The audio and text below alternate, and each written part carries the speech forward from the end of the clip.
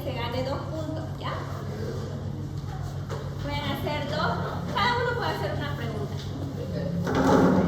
Buenas tardes, doctora, buenas tardes, compañeros. En esta oportunidad podemos presentarles, bueno, vamos a hablarles en realidad acerca de un paciente que se nos presentó en el San Juan de Dios con la doctora, que presentaba el síndrome de Brown-Sequard. Antes de iniciar con el caso clínico o con la historia de la enfermedad actual, vamos a definir un poco la enfermedad.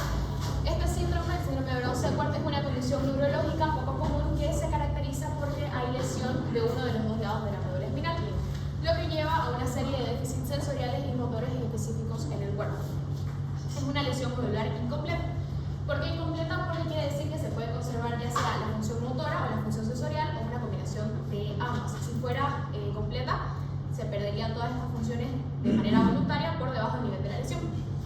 La causa más común, y el caso de nuestro paciente, es por traumatismos, que pueden ser accidentes de tráfico, heridas por arma de fuego, puñaladas, que va a ser el caso presentado más adelante, o accidentes deportivos. Pero no hay que olvidar que puede tener otras causas como tumores medulares por el crecimiento y la progresión que se va a producir, infecciones como mielitis transversa, esclerosis múltiple, que si bien es raro se puede dar, y ACV o isquemia por el compromiso de los vasos que va a tener.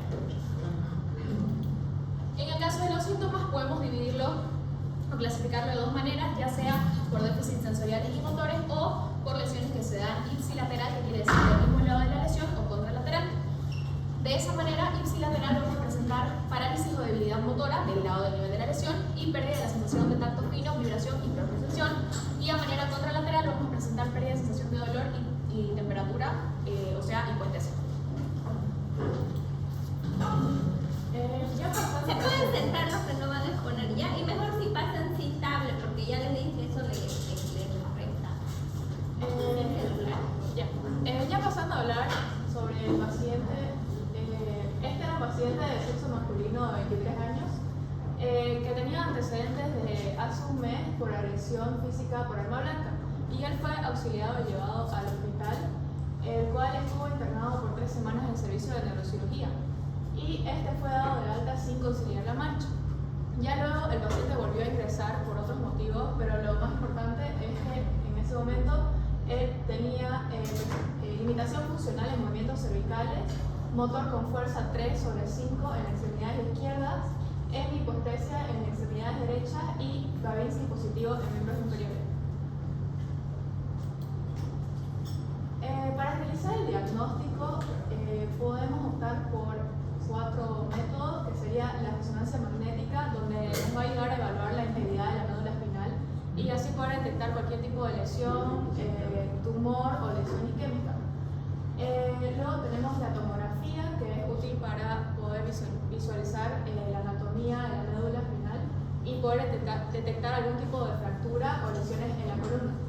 Luego tenemos la electromiografía, que nos sirve para evaluar la función de los músculos y los nervios, y la punción lumbar, que normalmente se solicita para descartar otras patologías, como por ejemplo ante la sospecha de esclerosis múltiple, mielitis, o para analizar el líquido cefalorraquídeo en caso de tuberculosis.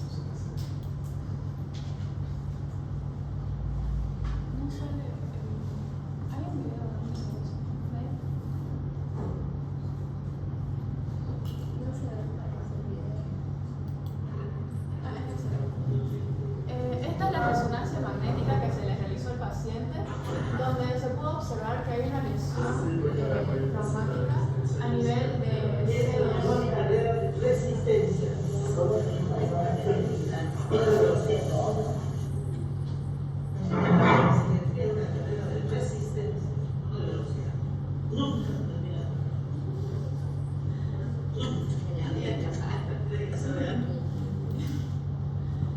Acá tenemos otro ejemplo de una resonancia magnética de un paciente que también fue herido por arma blanca. En este caso, la lesión está entre la T3 y T4.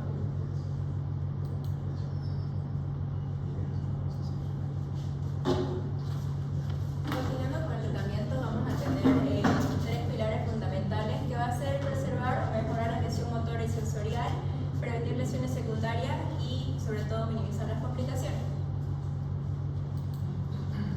Vamos a tener protocolos estandarizados de tratamiento para el síndrome de Brown-Sequard, los cuales cuentan con una atención aguda, que sería monitoreo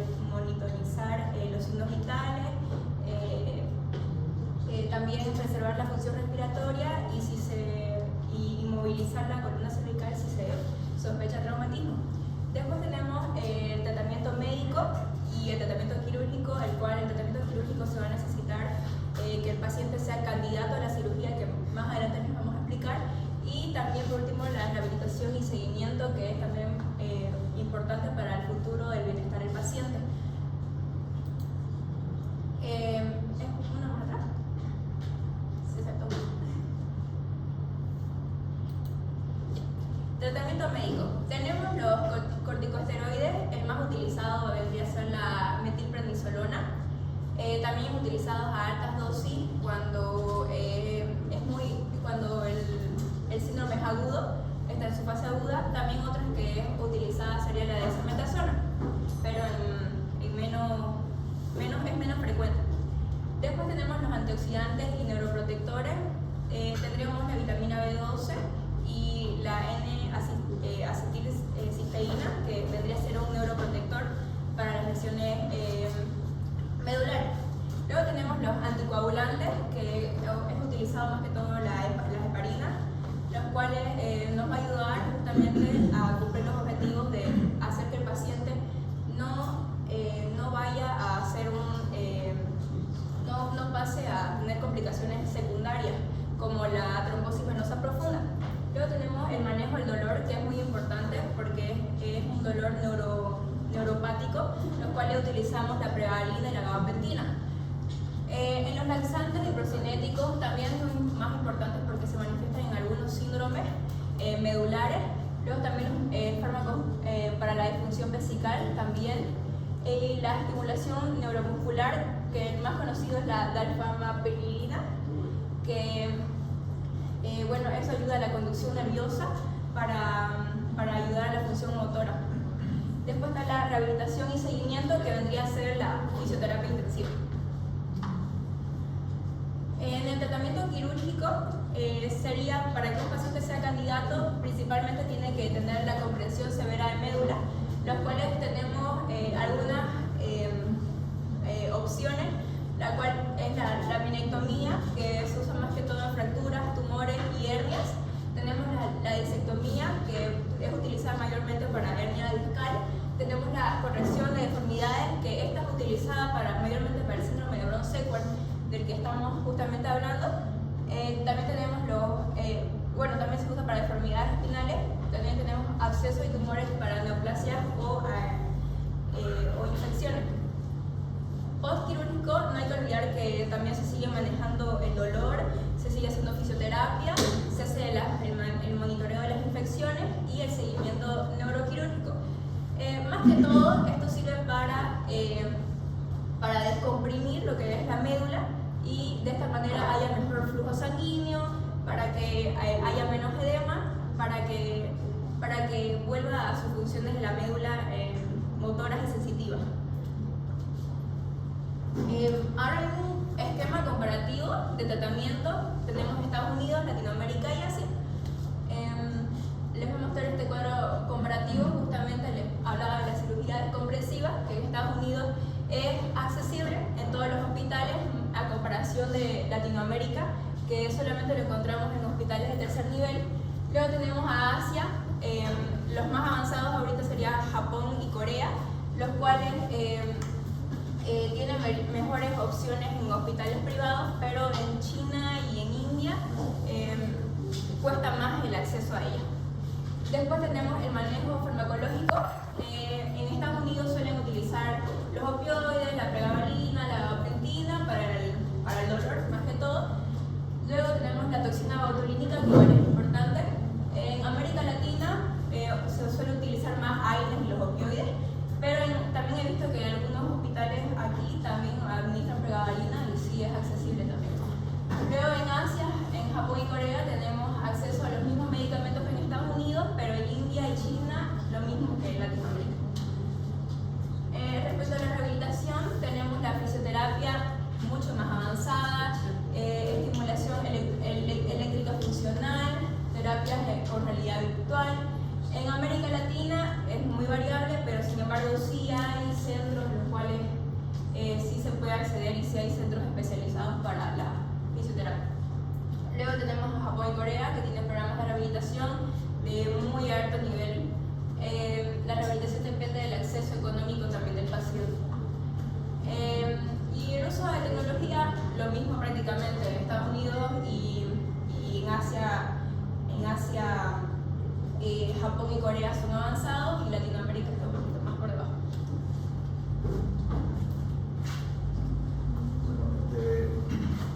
El síndrome de Werner-Seyfert es un síndrome de hemisección medular, y estos son algunos de los otros 3 síndromes que comparten similitudes y que los ordené como por orden de frecuencia, por así decirlo, y son los que les siguen. Bueno, primero el síndrome medular central. El síndrome medular central es una afección neurológica que se manifiesta en la parte central de la médula espinal y que está asociado a diversas etiologías. Como vimos en el caso, puede ser lesiones, traumatismos por armas de fuego, armas blancas, cortos punzantes, caídas, accidentes automovilísticos, enfermedades degenerativas, vasculares isquémicas y condiciones degenerativas de la médula espinal. En cuanto a su, bueno, no fisiopatología, sino que cómo se manifiesta el síndrome medular central, es que el síndrome medular central implica una afectación de las fibras nerviosas que se encuentran en la parte central de la médula espinal, específicamente lo que es la sustancia gris y las fibras que cruzan de un lado de la médula a otro, que ya es la deducción de la pirámide. En el caso de las lesiones de la zona central de la médula, también hay afectación y se dañan las fibras motoras que controlan los músculos vitales de los brazos, por lo cual aparece la característica de debilidad de los miembros superiores, que suele ser más severa y es característica en los miembros inferiores, por afectación de la vía espinotalámica y la corticoespinal. Luego, en cuanto a sus manifestaciones clínicas, principalmente la debilidad motora, que se manifiesta más que todo en miembros superiores que en los miembros inferiores, las alteraciones sensitivas, que es la pérdida de sensación en los miembros superiores y en los extremos distales de los dedos, la pérdida de sensibilidad táctil, dolor y temperatura por la afectación de las dos vías, corticoespinal y la espinotalámica, disfunción autonómica en casos graves, que se refiere a las alteraciones funcionales orgánicas, en este caso de intestino y vejiga, como se expone en el caso del tratamiento. Los reflejos pueden estar exagerados o anormales por daño en la vía motora central, y la parálisis parcial o completa, que ya depende de la gravedad, extensión de la lesión, para ver si es una parencia o lejía. Después está el síndrome de la médula anterior o síndrome de la arteria espinal anterior. Este es un síndrome medular incompleto que afecta predominantemente lo que es la parte ventral o anterior de la médula espinal, pero no llega hacia las columnas dorsales que están en la parte posterior. Este es un síndrome medular que puede ser, bueno, no puede ser, es ocasionado por la oclusión de la arteria espinal anterior. Puede ser, por ejemplo, por isquemia o por fracturas vertebrales o fragmentos óseos que interrumpan el flujo sanguíneo de esta arteria. Igual responde a las mismas etiologías, son parecidas, pero con la diferencia en que se ocluye la arteria espinal. Pues traumatismo, lesiones por armas de fuego, armas blancas, cortos punzantes, enfermedades degenerativas, isquémicas o vasculares. En cuanto a su mecanismo, puede ser esa la que le mencionaba, la oclusión o fracturas vertebrales. En el caso de la oclusión, el flujo de esta arteria se ve interrumpido, se traduce en isquemia, y ya todos sabemos que a eso le sigue un infarto del tejido medular. Consecuente a eso, sigue el infarto de las dos vías, de la espinotalámica y corticoespinal, y ya se produce el síndrome de la médula anterior. Las fracturas vertebrales, que es común que se fracturen los cuerpos vertebrales y pueda haber un desplazamiento posterior o fragmentos óseos que interrumpan el flujo de la arteria. En cuanto a su signo de sintomatología, es un poco diferente debido a que afecta predominantemente a lo que son las fibras motoras. Lo que más sufren este trastorno son las motoneuronas anteriores, y aquí es diferente al otro síndrome porque aquí la debilidad se presenta en los miembros inferiores o extremidades inferiores, y en algunos casos se presenta con pérdida de sensación del dolor y de la temperatura. Lo característico de esta es que se ve preservado el tacto y la propiocepción, que es la capacidad del ser humano de articular movimientos y estar orientado. Siguiente, por favor. Y ya por último, el síndrome de la médula posterior o síndrome de los cordones posteriores. Este es un síndrome, igualmente un síndrome medular, que son un grupo de síntomas que son ocasionados por lesiones incompletas de la médula posterior. Aquí sí ya afecta predominantemente a las columnas dorsales, que era lo contrario a la otra, que no llegaba a las columnas dorsales, y también aquí afecta principalmente al tracto corticoespinal y los tractos autonómicos descendentes de la vejiga. Igualmente, compartiendo su etiología, responde a una gama diversa de etiologías dentro de ella. Primero está, por ejemplo, los trastornos desmielinizantes como la esclerosis múltiple, la vez dorsal, que es la neurosífilis o sífilis terciaria. Puede ser la infecciosa, que sería la mielopatía asociada con SIDA. Las compresiones mecánicas, aquí entra la subluxación atlantaxial, macular isquémica con oclusión de la arteria esquetal posterior. Y ya por último serían los trastornos neurodegenerativos hereditarios, y ahí entra la leucocefalopatía con afectación del tálamo, tronco cerebral y lactato elevado.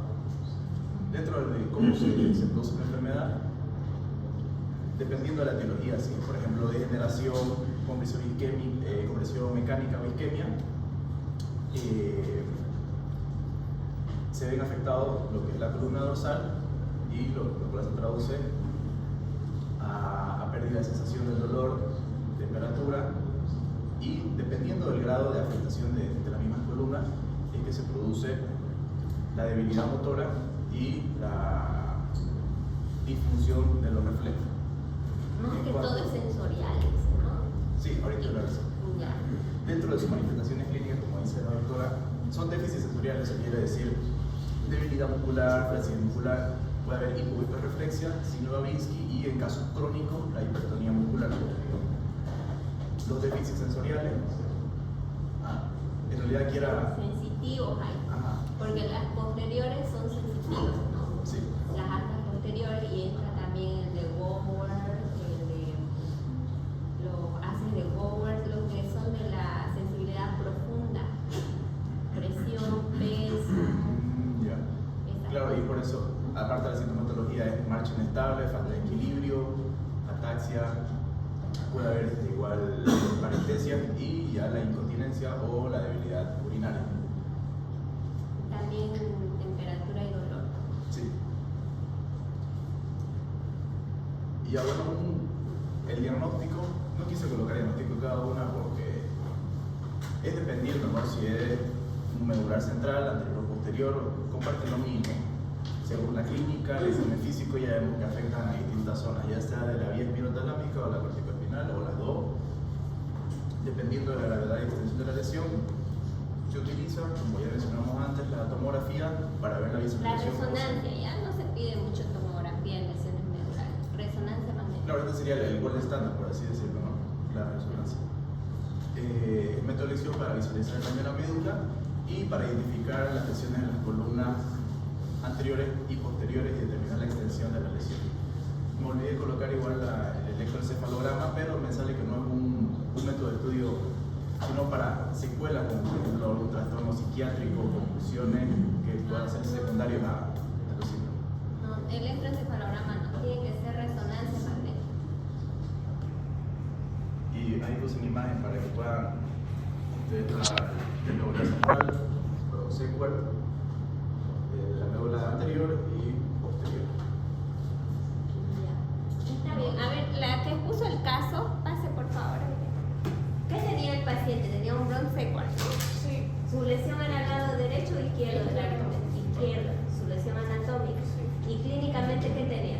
Tenía hemihipostesia del lado derecho, o sea, contralateral. Hemihipostesia del lado derecho. Y tenía el examen motor de 3/5 en miembro izquierdo. Ya, entonces allá, ¿cómo explicaría eso en la lesión? ¿Cómo explica? O sea, la lesión está en el lado izquierdo. Ya, está todo eso que está con órganos está alterado. ¿verdad? Sí, por eso ya tiene la fuerza motora disminuida de 3/5. Y la hemihipostesia, como es contralateral, entonces lo tiene en el lado derecho. Ya, entonces como está lastimado al lado izquierdo, la vía sensitiva viene de este lado, del lado derecho, y pasa al lado izquierdo y está lastimado. Y del lado izquierdo es después del entrecruzamiento piramidal, o sea, de la unión bulboprotuberancial, más abajo la lesión, entonces ya estaba lesionado del lado izquierdo mismo la parte motora. ¿A qué nivel era la lesión? A nivel de C2. Ya, ¿Y por qué se volvió a reinternar el paciente? Porque llegó con fiebre y parece que tenía una infección. ¿Y por qué era la infección? Creo que era mielitis. Era Estaba una mielitis infecciosa. ¿Pero por qué piensan que fue la lesión? ¿Por qué tendría mielitis infecciosa este paciente? ¿Y por qué se volvió a reinternar? Porque le sacaban un lumbar y salía limpio, no tenía. Porque se sospechaba de meningitis. No, la meningitis es alteración de la conciencia, Sí. vómitos, rigidez de nuca. Ajá, es que tenía rigidez de nuca y tenía... Sí tenía rigidez de nuca, ¿no? Pero él Sí. estaba con un bajo de 15 sobre 15. Sí. Pero el problema era mielitis. Ujú. Una mielitis Sí. infecciosa. ¿Por qué? Porque la lesión fue con arma blanca y obviamente no estaba limpio ese cuchillo, esa daga, ¿no? Entonces, tiene que ser la historia bien relatada, ¿no? La historia, usted tenía que decirnos qué fecha fue la lesión, qué estaba haciendo él, cómo fue, para que cuando ustedes sean internos tienen que relatar bien. Llegué a un paciente, ¿cuántos años tenía? ¿24? 23. Paciente, 23 años, que posterior a consumir bebidas alcohólicas estaba caminando solo en la calle y luego lo atacaron con un arma blanca en región cervical, nivel C2, le hicieron una herida de unos 2 centímetros. Posterior a eso ya no pudo caminar. ¿Tenía control de esfínteres o no? Sí. Controlaba los esfínteres. Más bien, ya controlaba los esfínteres y quedó con hemiparesia izquierda, hemihipoestesia derecha. Eso es un síndrome de Brown-Sequard, ¿ya? Porque la daga llegó hasta la hemimédula izquierda y vieron la lesión en la resonancia. Está ahí el trayecto del arma blanca, ¿no? Entonces, eso tiene que escribirlo así. Fue internado, recibió antibióticos durante su internación en neurocirugía, sin embargo, continuó con fiebre, entonces se volvió a internar para completar el tratamiento para la mielitis infecciosa, ¿ya? Que produjo una infección. Igual ahí hubiera sido interesante que hablen de los antibióticos en estas lesiones medulares infecciosas, que está seguramente con cefalosporina de tercera generación más vancomicina o meropenem vancomicina, que ya es para las refractarias. El meropenem es para las neuroinfecciones refractarias, ¿no? Entonces ustedes tienen que contar así siempre la historia. ¿Qué estaba haciendo el paciente? ¿A qué hora fue? ¿Cuántos días pasaron? ¿Cómo fue? ¿Por qué se complicó? Y hacer hincapié en la sintomatología. Y otra cosa es muy importante en la clínica del paciente, que si ustedes hacen un nivel sensitivo con una agujita, entonces ustedes le pinchamos ese día con ustedes. Sí, ¿No? y no sentía nada. Le pinchamos desde aquí para abajo, no sentía nada. Bueno, sentía un poco, ¿no? Una hipoestesia, no sentía, pero de ahí para arriba ya sentía. Y ustedes le dicen, dése la vuelta al paciente y vuelven a confirmar atrás. A veces los niveles sensitivos son bilaterales, entonces miran en el otro lado también. Y miran a ambos lados, ¿no? Al lado izquierdo y al lado derecho. Y pueden trazar una línea y así pedir el nivel de la resonancia, porque la resonancia es un estudio caro, ¿no? Cuesta unos 2.000 bolivianos. Entonces, si ustedes piden, si no hacen nivel, pueden pedir de la cabeza, de la columna lumbar, pero si ustedes hacen nivel y exploran bien al paciente, no se van a equivocar del nivel que empieza a sentir menos. Hasta él mismo, desde aquí no siento y desde aquí siento para arriba. Sí, en la parte, ¿no? En la parte derecha, pero hay otros que tienen un síndrome medular completo y ahí es a ambos lados. Entonces, fue así que llegamos exactamente al lugar donde estaba la lesión, ¿verdad? Eso es muy importante, así ustedes detallan su nivel sensitivo y para eso les sirve el dermatoma que ustedes han dibujado, ¿ya? Bueno, está bien. ¿Me van a dictar sus nombres y apellidos, por favor? Aquí pónganse, sí. ¿Y el otro grupo vaya pasando o falta alguna diapositiva? No, eso sería todo. Eso. Ah, ya. Para Dios todo es posible. Está bien. ¿Me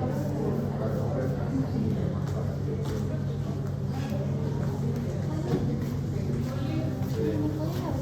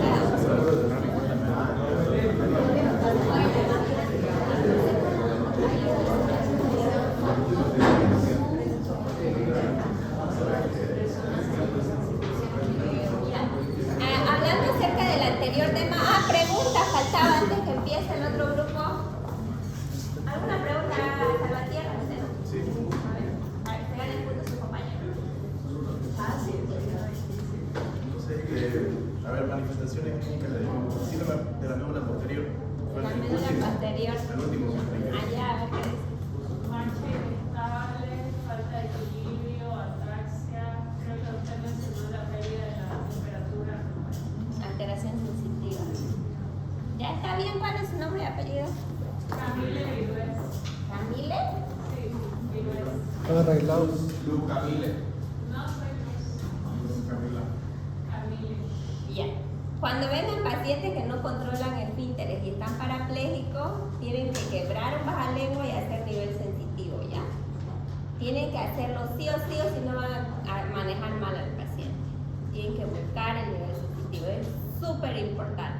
Así ustedes van a hacerlo mejor inclusive que otros colegas especialistas que a veces no lo hacen y luego se piden estudios innecesarios, ¿ya? Ya. Buenas tardes, nosotros vamos a presentar el caso de mielitis transversa. En este caso fue una mielitis transversa infecciosa. Y empezando con el caso clínico, paciente masculino de 33 años de edad que acudió al servicio de emergencia del Hospital San Juan en la fecha del 19 de febrero por presentar parapraxia de miembros inferiores acompañado de dolor lumbar y más o menos tenía una evolución de 15 días y se exacerba hace 4 días con parestesia de extremidades inferiores y con disminución de la fuerza muscular de manera progresiva, acompañado con oliguria, por lo cual se lo refieren al San Juan de Dios. Su diagnóstico de ingreso, otros trastornos de los discos intervertebrales. Al día siguiente, el paciente se encuentra en regular estado general, afebril, ventilando espontáneamente, glándula de 15, pupilas isocóricas, fotografias con paraplegia flácida. Parestesia se le presentó desde el dermatoma L11 y presencia de Babinski, signos de automatismo medular, reflejo de acortamiento, ausencia de control de esfínter. Se le solicita TAC de columna donde no se evidencia ninguna alteración y el diagnóstico paraplegia flácida. Ahí está, porque les digo que no hay que pedir tomografía, en lesiones medulares se pide resonancia magnética. De la evolución del 21 al 24 de febrero, el paciente en regular estado general de aproximadamente 18 días de evolución, caracterizado por intenso dolor en región y columna dorsal baja y lumbar que se irradia a región de muslo derecho. Al transcurso de los días tuvo parestesia que evolucionó a paraplegia en ambos miembros inferiores. El paciente ya no sentía nada a partir de T11 y se le empeoró con el pasar de los días a paraplegia. Reflejos tendinosos ausentes, el botuliano y arteriano, y pierde la sensibilidad de T11 o T12 y no controla el esfínter. Y aquí el orden está un poco no está adecuado. Tienen que hablar siempre de funciones mentales superiores primero, ¿no? El estado de conciencia, orientación, memorias, lenguaje, inteligencia, después pares craneales y luego ya vamos a la fuerza muscular, a lo sensitivo, ¿no? Porque acá un poco hablo de miembros inferiores que están abajo y luego se subió a pares craneales, tienen que ser en orden, ¿ya? Y el 21 de febrero ya se lo solicita una resonancia magnética, función lumbar y ¿Aquí qué les parece el líquido? ¿No ven? Ah, ya más adelante está. Aquí está. Aquí está. El líquido sulfanoraquídeo santocrómico 16 de glucosa. Sí, Ariel. presenta hipoglucorraquia marcada de 16 miligramos de cilitro y una hiperproteinorraquia de 106 miligramos de cilitro. Celularidad presente en mononucleares, tensión si el nivel se no presenta VAR, examen micológico negativo, quinta china negativa y PCR de líquido cefalorraquídeo presenta el adenovirus.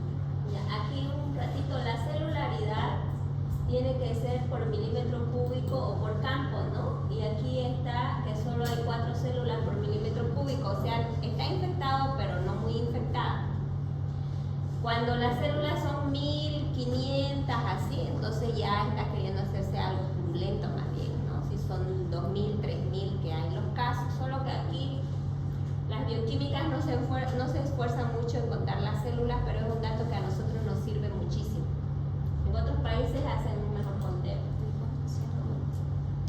Lo normal es que sea en niños, en lactantes, hasta 10. En adultos hasta 5. Y aquí puso 4 células, pero capaz no las contaron.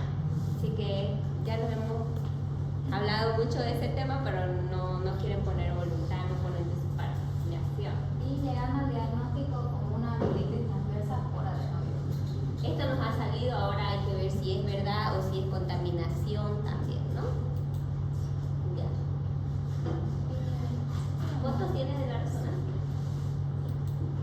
Aquí, explíquelo. En las resonancias magnéticas se observa la inflamación de la médula con colecciones, múltiples colecciones. Aquí se observa la inflamación y en su informe decía que estaba como comprimiendo, doctora, los músculos. Los músculos, bien. ¿No tiene más fotos? Esa no había. Le pasé más, ¿no? No, esa no. Las otras eran las mismas. Y el informe, no hay una que no está más. Ya, de todas maneras aquí se ve la médula inflamada. ¿Ven que esto está blanco? Esto es la mielitis. Y aquí el músculo también tiene infiltración infecciosa. Hay otra foto que muestra que se está formando como un absceso. Casi aquí está un poco más inflamado igual. Entonces parecería que hay algo infeccioso. Y les cuento que hemos tenido otro caso muy similar que está igual internado en el hospital con una mielitis infecciosa también. Igual es reo privado de libertad. Igual quedó parapléjico, sin control de esfínteres y un nivel sensitivo un poco más altito. Pero no sabemos por qué en el mismo mes 2 han venido de la cárcel así. Podría ser el adenovirus, ella puede ser, ¿no? Ya, sigamos. Eran compañeros de celda. Su evolución laboratorial, que se observa que los glóbulos blancos cuando entró estaban 18.000 y ya para el 4 de marzo había bajado a 9. Está mucho mejor. Con antibióticos, sí, pero igual cuando es virus, a veces, como nuestras enfermedades virales, ¿no? Como el COVID, por ejemplo, sube la leucocitosis y luego baja después de una semana, más días. Su serología TC era comienzo 48 y para el día 4 de marzo había bajado a 12. Su evolución clínica del día 5 de marzo, cuando fuimos a verlo, paciente en regular estado general, afebril, hemodinámicamente estable, lasgo 15 de 15 en las 3 esferas. Actualmente presenta mejoría en la movilidad de los miembros inferiores, evidencia la capacidad de mover los dedos del pie e incluso ya puede levantar ligeramente el pie. Sin embargo, no puede pararse por sí solo y tampoco puede caminar. A nivel sensitivo se observa recuperación sensitiva del TT11, donde antes no sentía, pero sigue sin controlar los esfínteres. O sea que si no controla esfínteres, ahí nos referimos al esfínter vesical y anal, ¿no? El vesical, que él no se da cuenta cuando orina y generalmente están con sonda o después orinan por rebosamiento. Y el anal, que no se da cuenta para hacer popó y se hace en el pañal. Esos dos esfínteres son importantes mencionarlos cuando hay lesión medular. ¿Ya? En el Guillain-Barré generalmente controlan los esfínteres. ¿Ya? Y en la evaluación del paciente neurológico es igual importante mencionarlos. Al final los mencionamos. ¿Sí? Y se continúa con el manejo multidisciplinario y el seguimiento con el paciente. Ya. O sea que está recuperando. Ya no es paraplegia, es paraparesia. Muy bien.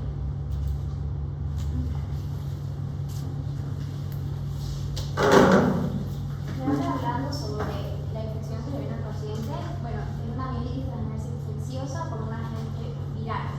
¿Qué es la mielitis transversa? Es una infección que es capaz de causar una inflamación en la médula espinal. Esta puede ser más que todo aguda y es causada por infecciones como virus, bacterias y muy rara vez por hongos o parásitos. Esta condición lo que va a hacer es afectar las fibras nerviosas que van a transmitir las señales entre el cerebro y el resto del cuerpo, lo que puede provocar ya los síntomas, ya sean motores o sensitivos. En etiología, como vimos, está el adenovirus, el virus del herpes simple, el virus de la varicela zoster, el virus de Epstein-Barr, el citomegalovirus, el enterovirus y el virus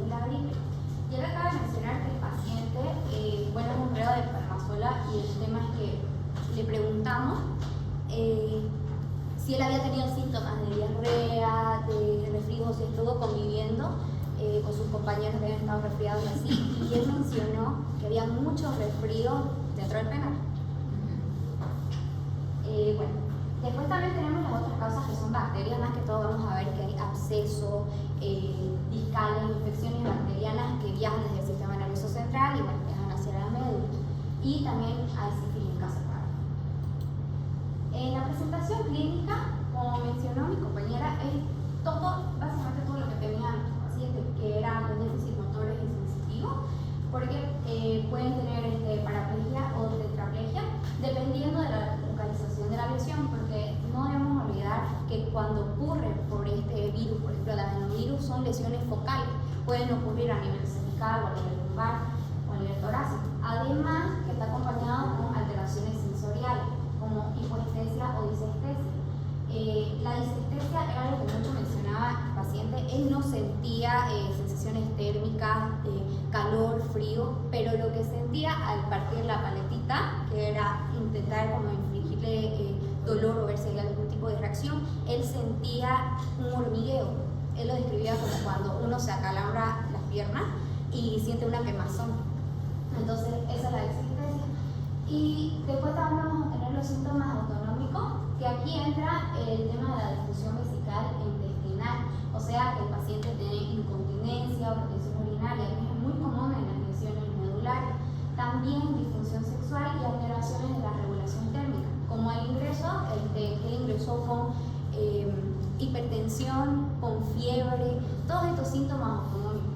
Y bueno, el dolor es neuropático, pero al principio, sin que haya evolucionado ya a la paraplegia, el paciente sentía un dolor muy intenso en la zona lumbar, incluso se irradiaba hasta la zona cervical.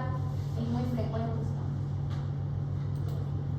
Para el diagnóstico diferencial vamos a observar todas las patologías neurológicas que pueden presentar los síntomas similares que comparten el déficit motor, sensitivo y autonómico, como la esclerosis múltiple, los abscesos espinales, tumores espinales, vasculitis del sistema nervioso central, lupus eritematoso sistémico, hernia discal o Guillain-Barré. En este caso estaba la duda si era una mielitis transversa por adenovirus, pero por la respuesta a los antibióticos puede ser que sea un absceso espinal también. Entonces, ahí son. Para las complicaciones tenemos diferentes tipos, las agudas y las crónicas. Y la gravedad de estas va a depender de los factores de extensión de la lesión medular, la rapidez del tratamiento y la respuesta del paciente. Como en este caso, al paciente tras que ingresó al servicio, empezó con una antibiótico-terapia. ¿Con qué antibiótico? Estaba con ceftriaxona y con vancomicina. A dosis meningias, ¿no? Sí. Bueno, en las complicaciones agudas de corto plazo vamos a tener la parálisis o debilidad motora, alteraciones sensitivas, disfunción autonómica, dolor neuropático y el síndrome de disreflexia autonómica, que van a ser más que todas las lesiones medulares altas, que esto va a ocurrir si la lesión va a afectar a las vías nerviosas que controlan las respuestas del dolor o el estímulo físico, y lo que va a provocar es una hipertensión arterial grave, sudoración excesiva y otros síntomas autonómicos. Ahora, para las complicaciones crónicas y a largo plazo, tenemos la recuperación incompleta de la función motora, atrofia muscular, contracturas musculares, úlceras por presión, depresión y trastornos emocionales, espasticidad, o sea, rigidez, y la incontinencia urinaria crónica. Y no pueden tener relaciones sexuales. La disfunción Y yo tuve un paciente que tenía 4 hijos, no sé si será para él. Eso se le No sé. Para el tratamiento, bueno, vamos a tener que, como es una infección viral, es algo que automáticamente se va a ir resolviendo, ¿no? Sin la necesidad de colocarle los antibióticos. Claro que lo que tenemos que hacer son medidas de compresión medular para que dejen de afectar los nervios, porque el paciente lo que tenía era que estaban comprimidos los nervios que inervaban por los músculos. Entonces, lo que utilizaron también fuera corticosteroides, que la más efectiva es la metilprednisolona, que son para las lesiones medulares. internación en caso de la patología. Después tenemos el soporte de tratamiento sintomático, que son muy importantes en el manejo del dolor, ya que el dolor neuropático de estos pacientes es muy intenso, por lo que utilizan medicamentos como la ventina o incluso antidepresivos tricíclicos. Luego tenemos los AINES, si es que el caso del dolor es más leve. Y también tenemos el manejo de la disfunción autonómica. Si hay afección de la función vesical o intestinal, el manejo va a incluir sonda o cateterismo. Nuestro paciente tenía una sonda Foley para poder orinar, y también el tema de los laxantes o los enemas para el control del estreñimiento. Luego tenemos la fisioterapia y la rehabilitación, ya que esta parte es muy importante para la recuperación de la función motora y prevenir complicaciones como la úlceras por presión, la atrofia muscular y trombosis venosa profunda, ya que el paciente no se mueve. El tratamiento de rehabilitación debe iniciarse lo antes posible para mejorar los resultados funcionales a largo plazo.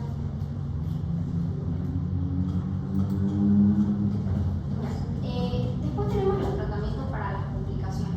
Lo más importante es prevenir las infecciones secundarias, ya que con estos pacientes, por ejemplo, están como para que ya están postrados, están susceptibles a tener infecciones secundarias como neumonía, úlceras por presión, incluso infecciones por la sonda. Entonces, eso es importante. Luego tenemos el manejo de la parálisis y otros déficits motores, ya que dependiendo de la severidad de la parálisis puede ser necesario un tratamiento intensivo, que puede ser utilizando dispositivos ortopédicos o técnicas quirúrgicas en caso de una extrema compresión medular, ya que no utilizamos técnicas quirúrgicas para la meningitis transversa y, claro, para mejorar la movilidad del paciente. Y a partir de ahí, si es que no recuperan, se quedan utilizando silla de ruedas, ¿no? Para que rehabilitación 2 veces al día. Ya, muy bien. ¿Se notan ya? Aquí abajo, pues. Una pregunta a ella y después ella hace otra. Cuando llegó el paciente, ¿qué síntoma presentaba? O sea, ¿cuál era el primer síntoma que presentó? Hormigueo, algo de dolor lumbar intenso. Ya, no voy a decir su nombre ya, pero ya, esos son los síntomas de lesiones medulares. Ya.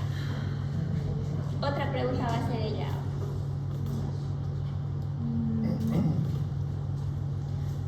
¿Qué agentes causales pueden dar amelitis transversa?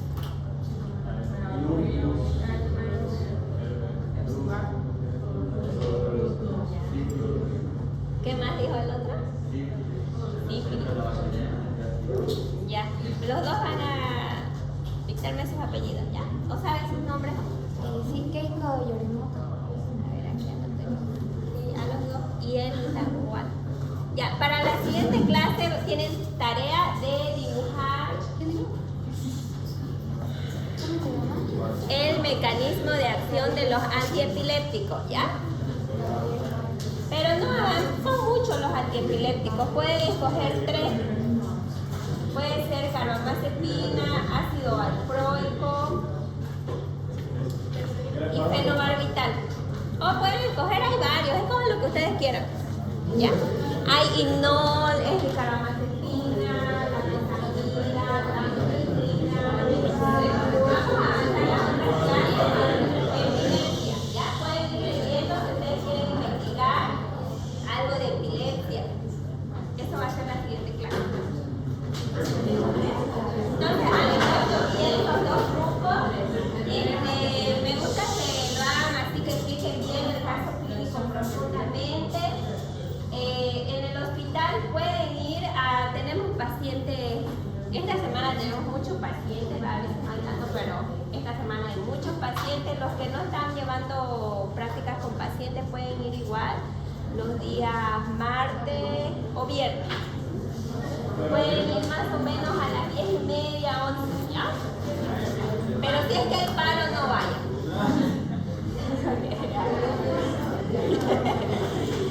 Ya, entonces pueden ir, les doy paciente y ustedes revisan, miran la historia clínica, piensan cuánto